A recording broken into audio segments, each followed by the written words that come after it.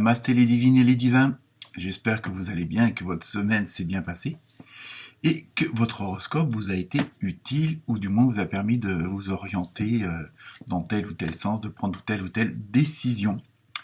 Donc comme chaque début de semaine, tous mes remerciements à ceux qui ont visionné les différents signes, que ce soit l'ascendant, le signe opposé, le signe principal. Bienvenue aux nouveaux abonnés, et oui, il y en a toujours, il y en a plus de 240 maintenant, donc ça fait toujours plaisir en tant qu'amateur, que chaîne amateur, donc voilà, ça fait toujours plaisir. Donc plusieurs petites choses pour cette semaine avant de vous délivrer l'horoscope de la semaine du 19 avril. Donc tout d'abord, bon anniversaire à tous ceux dont ça sera l'anniversaire cette semaine. Donc il y aura des béliers et des taureaux, puisque en milieu de semaine, ça va changer de signe. Donc déjà d'une, je vais vous préparer, alors donc ça se fera au fur et à mesure, parce que ça va être un petit peu plus long, un horoscope spécial pour le mois de mai, donc signe par signe. Donc évidemment les vidéos seront un petit peu plus longues, un petit peu plus précises, c'est-à-dire que j'entrerai un petit peu plus dans les détails. Je verrai si je fais en 3 parties amour, travail, santé, ou si je ferai un sorte de melting pot de tout. Donc ça à venir. Donc je les mettrai sur la chaîne au fur et à mesure. Parce que le mois de mai c'est dans 15 jours, donc ça vous permette peut-être de faire des prévisions pour les semaines, voire les mois à venir. Donc cette semaine, autre nouveauté, je vais vous indiquer, c'est un petit renseignement en plus bon, d'un chiffre numérologique qui a une signification assez en corrélation avec les cartes tirées. Donc je vous mettrai donc le chiffre du jour, le signe opposé qu'on appelle l'opposé polaire. Donc par exemple pour les vierges, l'opposé c'est les poissons, et vice versa pour les poissons c'est les vierges. Donc on appelle ça l'opposé polaire. Comme quoi on en apprend tous les jours.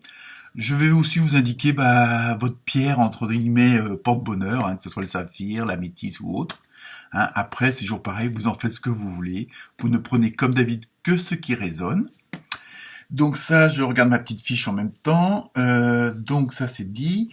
Et bon, certains et certaines d'entre vous ont été assez perspicaces pour trouver que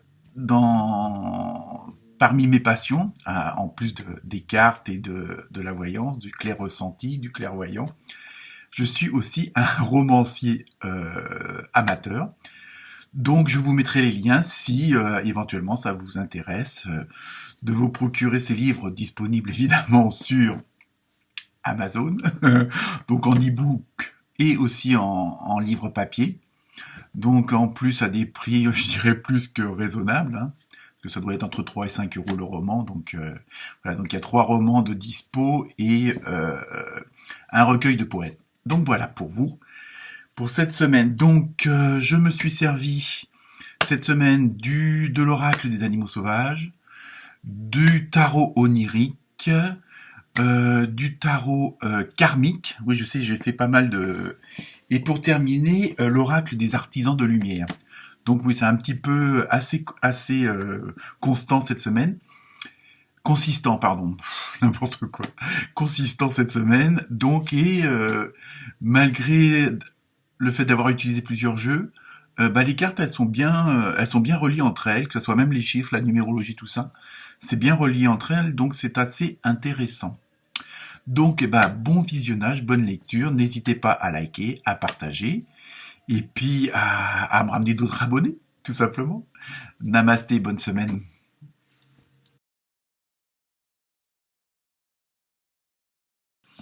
Namasté les scorpions et les scorpions. Alors, cette semaine, vous avez eu un petit coyote. Vous avez eu, pour le tarot onirique, le palais de coupe et le jugement. Pour l'oracle des artisans de lumière, vous avez eu l'ascension, le pont arc-en-ciel. Très belle image. Et pour le tarot du karma, vous avez eu le souverain bienveillant de l'eau. Donc, va-t-il y avoir autant d'apaisement que ça? Pas sûr, pas sûr. Je révèle pas tout maintenant. Donc, sinon, pour votre signe opposé, c'est le taureau, comme d'hab, hein, en plus de, comment dire, l'ascendant.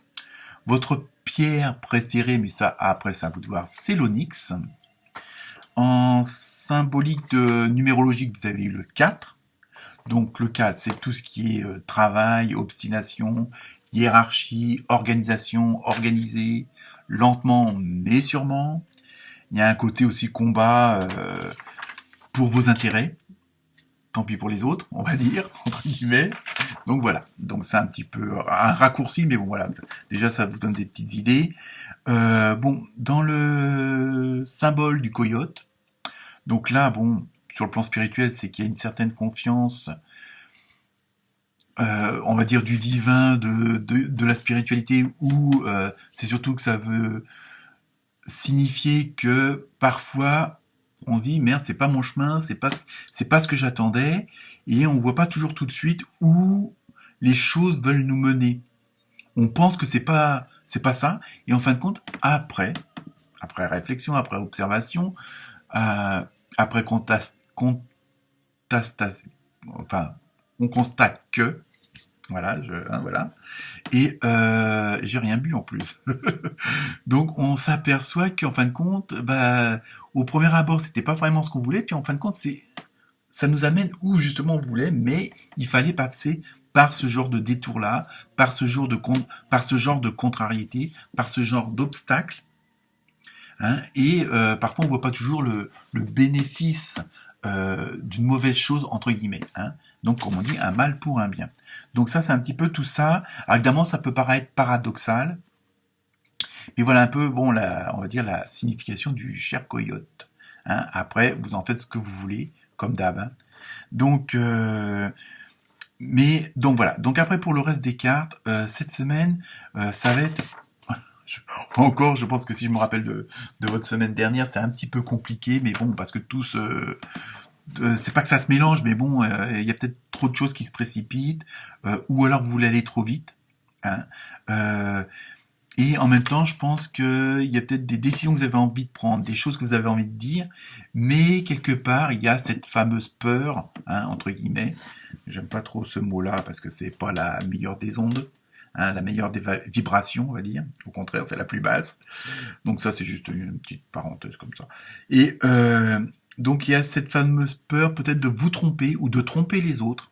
Alors après, à vous de voir la situation, le domaine et puis votre position justement par rapport aux autres et à vous-même. Hein. Donc il y a et donc je pense que ça va vous amener à faire des réflexions et à faire peut-être je dirais pas forcément des mises à jour, mais bon, d'élaborer des plans peut-être un petit peu plus subtils. Alors bon, dans le mot subtil, il y a peut-être un côté ruse, si vous voyez ce que je veux dire. Il y a un peu ce côté, on dit tout mais on dit pas tout. Hein, on fait croire que. Hein, il y a bon une sorte, mais bon, ça peut être une ruse. La ruse n'empêche pas d'être honnête hein, et d'être sur le bon chemin, hein, sur la bonne ligne. Hein, ça veut pas dire non plus truander tout ce qui s'ensuit.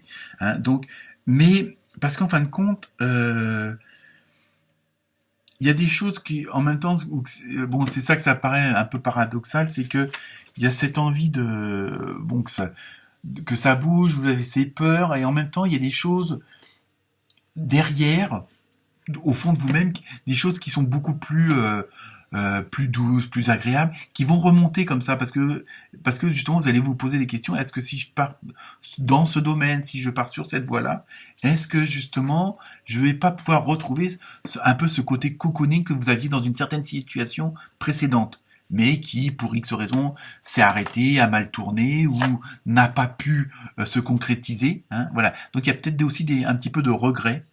Hein, de quelque chose de, mais il y a quelque chose qui va remonter de votre intérieur, mais aussi ça peut être des anciennes situations, bon, un ancien boulot, une ancienne femme, un ancien, ce que vous voulez. Hein. Après, c'est à vous d'adapter.